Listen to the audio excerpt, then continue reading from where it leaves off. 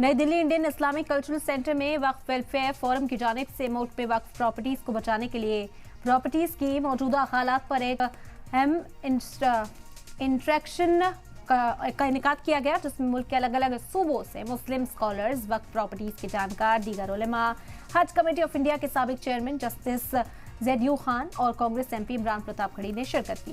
सभी ने मिलकर वक्फ की प्रॉपर्टी के तहफ़्फ़ुज़ के लिए आवाज उठाई।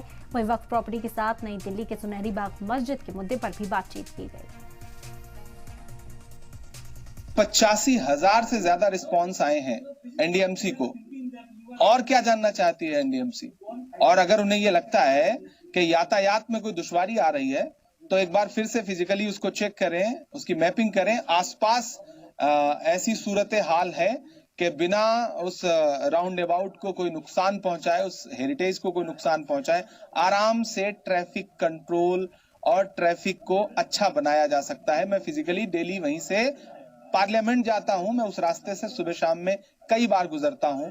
मस्जिद ट्रैफिक में कहीं भी कोई बाधा नहीं है।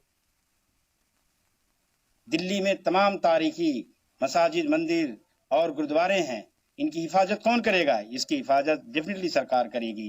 किसी की जबरदस्ती और विषमता या द्वेष पैदा करने से ये बात खराब हो रही है।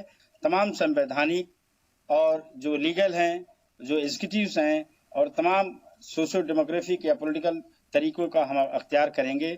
हर मजहब की रिलीजियस स्ट्रक्चर को सेफ्टी और तहफ़्फ़ुज़ चाहिए।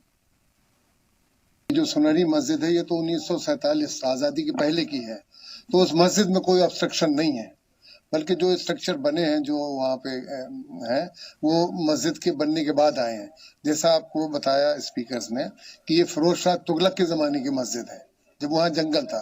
तो जो ये प्ली ले रही है एनडीएमसी कि इंक्रोचमेंट किया मस्जिद ने, वो गलत है और गवर्नमेंट को भी आगे आना चाहिए, एनडीएमसी को भी आना चाहिए।